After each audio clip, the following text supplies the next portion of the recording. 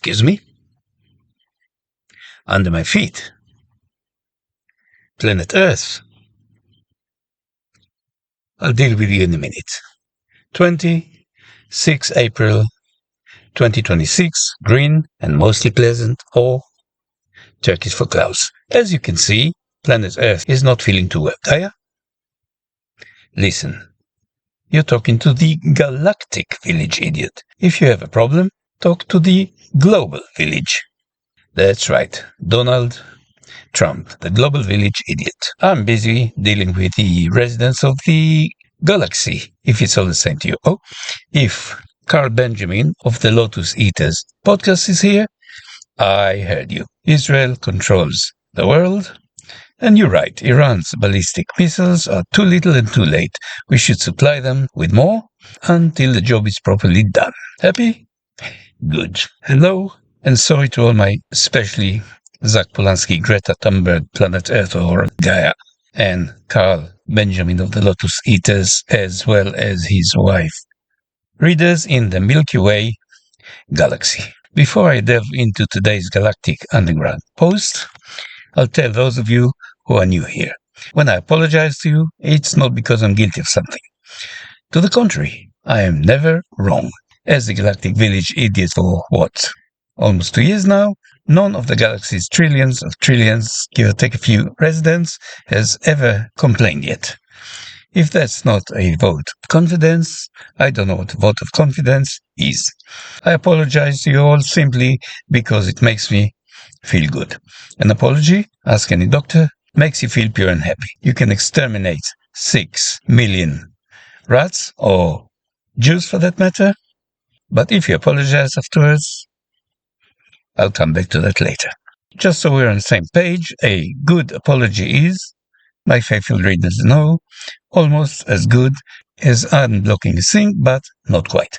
If an apology doesn't make you happy, put a green activist in your sink and give him or it a good wash. Your sink will be so blocked that unblocking it will give you the biggest sense of satisfaction you have ever experienced. But I digress. Today, dear readers, I will revisit the issue of global warming, which we, me, Greta Thunberg, and General Aaron Khalifa, to name a few, have neglected lately. As the subject is so robust, let's skip the base. If you wish to de-wash your brain, feel free to revisit some older posts.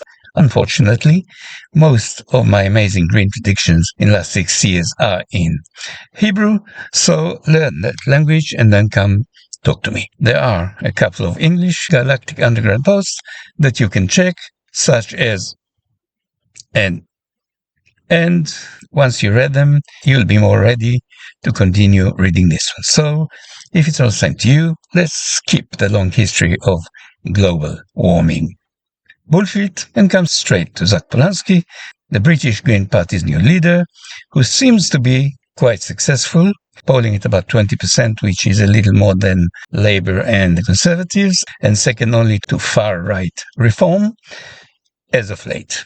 And so I decided to give him now of my precious. Running Galaxy is, as you can see, quite challenging time.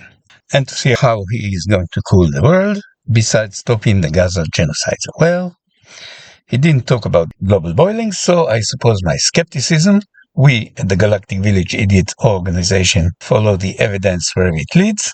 He did talk about his concern about Iran's vulnerability because it doesn't have a nuclear bomb, but the clue is in name. I expected him to address green concerns, and at least where I searched, he didn't. Shame. I thought global boiling was the most important issue, which should explain why 20% of voters consider leaving mainstream parties and voting green, right? Yeah, I know some of you believe 97% of the scientists still hold the view that the world is going to boil 2 years ago, but for some reason, the BBC has stopped running segments like this, and shifted its loyal viewer base to reports like this. Have you noticed the amazing correlation between supporters of climate action and supporters of Hamas, the IRGC, Black Lives Matter, the right of Pakistani men to befriend 10-year-old drunk girls, and the right for Algerian men to beat the shit out of Italian women at Olympic boxing? I suppose we haven't. But let's skip all these amazing goals and talk about the climate. Well, for many thousands of years, the human race looked outside the cave and adapted to the weather or climate he or she encountered. However, what separates men and women from rabbits, for example, or rats, is his or her aspiration. Men and women not only adapt to the world around her, but aspires to change it. It's not easy to change the world, or, as my readers know, run a galaxy, but you never know unless you give it a try, right? I know there was something we can agree on. So, attempts to change the weather or the climate are not new. However, whether praying to your favorite god or investing $10 trillion into controlling the Earth's temperature, the jury, as they say, is still out. And now let's talk about science if it's all the same to you. To those of you who missed that particular lesson, science is driven by something called the scientific method. If you apply that method, you need to be skeptic, to follow the evidence wherever it points, and to avoid proclamations such as the science is settled. If you apply those simple rules, you have a chance of getting a bit nearer to the truth, to which you never get. You may have heard of one of my best axioms. You stop the conspiracies, we'll stop the theories. But as we're discussing climate science, as opposed to science of, economics, let's go back a bit. Science can be divided roughly into two. One, finding out what happened. Two, finding out what will happen. Some say that prediction is a bit problematic as the future is not quite here and a lot of shit can exponentially happen, but lots of scientists do a lot of successful predicting. The weather in 3 days, for example, the position of a ballistic missile on its way to visit you, or where the moon is going to be in a million years, can be predicted to about 99.9% accuracy, although the last one is a bit hard to verify, but some stuff is just too complex. In the words of Donald Rumsfeld, predicting stuff is a bit difficult, not only because of the known knowns, but especially because of the unknown. Most turkeys tend to be optimistic on most November's unknowns. Oh, speaking of visionary turkeys, maybe it's time to address Carl Benjamin's concerns. As you may have noticed, Mr. Benjamin, otherwise known as Sargon of Akkad, used to be worried about the Muslim invasion, but lately, I suppose since 4 p.m. on October 7th of 2023, he started to worry more about Israel, and now is obviously supporting Iran's right to be left alone and its prerogative to slaughter any of its unproductive or unprogressive citizens. This talk about nuclear weapons is, if I understand Carl Benjamin correctly, a bit boring. Netanyahu keeps repeating this lie for, 30 years, and yes, I know, it's a bit like waiting for a London bus. You wait for 30 years and then, well, on evidence, London buses are mostly peaceful and should be trusted. I suppose Mr. Benjamin has his opinions and he should be free to express them. He's not the only disappointed Trump supporter who thinks Zionism is out of, see minute 6:30 in the above video, of control, and that Israel has taken the US hostage. He also thinks that Trump has lost Europe, but if you want my opinion, well, Europe has lost the US or America. When your ally calls and you hide under the bed, your friendship is no longer wanted. Thank you for your attention to this matter. And good luck with becoming the second Islamic nuclear power. It's probably only me, but saying that Iran hasn't developed a nuclear weapon for 47 years is a bit like a turkey in November analyzing the human management's intentions. Fellow turkeys, humans are on our side and we should trust them. Merry Christmas. But enjoy another ex-MAGA who is really a supporter of Saddam Hussein and Ayatollah Khamenei. Digress. Sorry your favorite dictators are no longer with us. I wanted to talk about the climate and somehow ended up talking about turkeys. Sorry. Wait a minute. It's my phone, yes? No, it's not the police. Consider yourself lucky. It's your galactic village idiot here. Yes, the very one. No problem is too small. Sorry. Yes, Mrs. Benjamin. Sorry, the galaxy is big, and if you don't shout or indeed scream, nobody obeys you. So, I understand. I'll try to lower my voice. You don't want Mr. Benjamin to hear our conversation. So, Mr. Benjamin is beating the daylight out of... No, I emphasize with you. In fact, I feel your pain twice as much as you do. But we at the Galactic Village Idiot, just like the police, do not interfere in the domestic affairs of... Well, what did you think would happen after what you did with the plumber and the sink? Of course I believe you, like I believe most women. But Mr. Benjamin is an old friend, indeed a special ally, and happy to be of service. I take it I can count on your vote? I love it. Now, where was I? Yes. I was just trying to, before I was rudely interrupted by that pathetic excuse of a woman, understand the amazing success of Zach Polanski and the Green Party. Not to gossip with every woman whose husband treats her a bit roughly. Be thankful you're not sheep. Glad to be of assistance. Just to make sure you're listening, let me reiterate this. Predicting what the climate will be in 30 years is exactly like praying for rain. Thing is, what climate scientists claim is that our last prediction went a bit wrong because the model was a bit incomplete. Next time, our predictions will be perfect. Trust us. There is a video in which 32 climate predictions somehow turn out to be a bit off target, so feel free to disprove them or find me one prediction that actually came true. But now let's concentrate on a short history of computer modeling.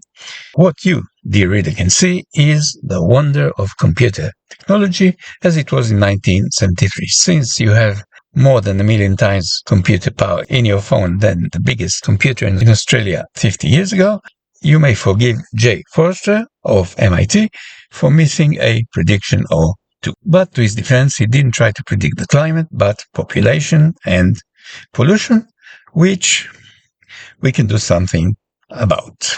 The Club of Rome took those predictions seriously, and instead of 2 billion humans, we have around 9. Some people like Zach Polanski, Greta Thunberg, and Yuval Noah Harari are probably a bit disappointed, but as I said before, if you think there are too many humans in the world, all I can say is, after you. I think the Club of Rome has morphed into Klaus, you will own nothing and be happy, Schwab's Global Economic Forum, but please correct me if I missed a step or two. So, dear planet, or Gaia, if I may nickname you thus, sorry. Those extra 7 billion people are my fault. Now, to help solve the problem, I will vote for Zach Polanski, and together we'll address the problem, but for now, let's talk about global freezing. Not long after the Club of Rome's prediction, the world climatologists found out to their horror that we are heading fast into a new ice age. And not only did they predict an ice age, they also sent a letter to President Nixon, a little bit like the letter Einstein and some other scientists sent to President Roosevelt concerning nuclear weapons, that we should do something about it. Luckily, before we sunk $1 trillion into boiling the earth, the model started predicting global warming. Now, if a scientist tells you something concerning the future, that a new vaccine is safe and has no long-term side effects, or that hockey stick is climbing, and the hockey stick, in case you missed it, is the warming measured by science described in the runaway temperature rise, which makes the world hotter than any time in the last million years. It's actually a hoax, by the way. The temperature 1,000 years ago was much higher than today, but if you want to understand the hockey stick prediction, which is based on a systematic falsifying of data, please check out the Carpenter Galactic Underground post, in which a carpenter from Mars meets with Greta Thunberg, and she gives them a contract to build a lifetime bed for every human on Earth. Everyone goes through at least 5 beds through their lifetime, so it makes sense, right? Listening to Greta Thunberg is a very good idea, although some think that somebody should send her parents a bill for $30 trillion. So, of course, saving on beds makes sense. But what size should those beds be? Well, a human lives around 24 years on average, and yes, humans grow. Since we don't have too much time, and since the problem needs to be solved now or is too late, a model is by definition never complete, the carpenter asked Greta how tall a newborn human is, and then how tall a 1-year-old is, and since time and research money are short, calculates that a 24 centimeter baby doubles in size 24 years in a row and starts building 8 billion beds. It's a long number. Correct me if I'm wrong. This model makes better predictions than the climate models, of which the next one is probably going to be a bit like communism when you think about it. Perfectly accurate. Which brings us back to Zach Polanski. As you may recall, he expressed deep sorrow that the Iranian regime hasn't managed to acquire a nuclear weapon. If they did, Israel would have to behave itself, and so there would be no more wars in the world. If, I'm sure Carl Benjamin agrees, Ayatollah Khamenei, peace be upon him, had a nuclear bomb, the word war would disappear from all dictionaries. Carl Benjamin, I suppose, trusting Iran to have no nukes is like trusting a Pakistani social worker like Ahmad Shubair with taking care of a young girl like Samantha Smith, is welcome to correct me, but if I understand him correctly, Iran has nothing to do with Britain and the 20 IRGC terror plots Keir Starmer talked about. Well, that's in London. Sweden, home of the Lotus Eaters, is not an Iranian target, right? Plus, there aren't any Jewish ambulances setting themselves on fire in Sweden either. So, I think we have now reached the end of this. Sorry? Yes, dear readers, I am humbled by your help and support. I did mention that you can exterminate 6 million Jews and then apologize and feel great about it. Just so we're on the same page, that apology is not because we're missing those Jews. The world is a better place without them, and in fact, it's a shame we didn't finish the job and got rid of them all. My apology is to planet Earth, otherwise known as Gaia. Sorry? Yes, I'll be happy to explain. Unfortunately, when you attempt to exterminate 6 million lives, such as Jews, it takes a lot of energy. And the Earth, or Gaia, as we know, is very sensitive to the unavoidable warming this extermination entails. So, if the Earth is reading this, sorry. Extermination of the Jews is still on, but we will try to do it in a more environmentally friendly and humane way. My God. This apology is bloody good. I feel so good that I don't have to do any plumbing. Yes, as is the tradition in the Galactic Village Idiots community, the time has come to run this GUP through the lens of the plumber under the sink. There are many methods to understand the universe in Swindon, such as radio astronomy and TV astrology, but there's nothing like the husband who comes home too early and finds his wife with a plumber under the sink. Sargon Lakad, otherwise known as Carl the Lotus Eater Benjamin, comes home in the middle of the day, and to his utter astonishment, his wife is not under the sink. Sargon, who are you? Zach Polanski, the Jewish gay plumber. Sargon, where's my wife? Usually when I come home early, she's under the sink with Polanski. Unlike former plumbers, we, the green plumbers, can do our job without the customer's wife interfering and bossing us around. Sargon. So, is the sink unblocked yet? Looks like the water is running out of control. And Zach, hold your horses, Tiger. Unblocking the sink is a grave mistake. Sargon, I thought that was your job description. Can you turn the tap off? Zach, you don't understand. The point of the sink is to hold the water, and I welded the tap open in order to... Sargon, oh, that makes a lot of sense. You, the green plumber, are a genius. What vision! we can use the running water in my sink to power Swindon. I can't believe I supported UKIP reform and all those far-right lunatics. From now on, the Lotus Eaters are going green. Yes, Mrs. Benjamin was unavailable for comment.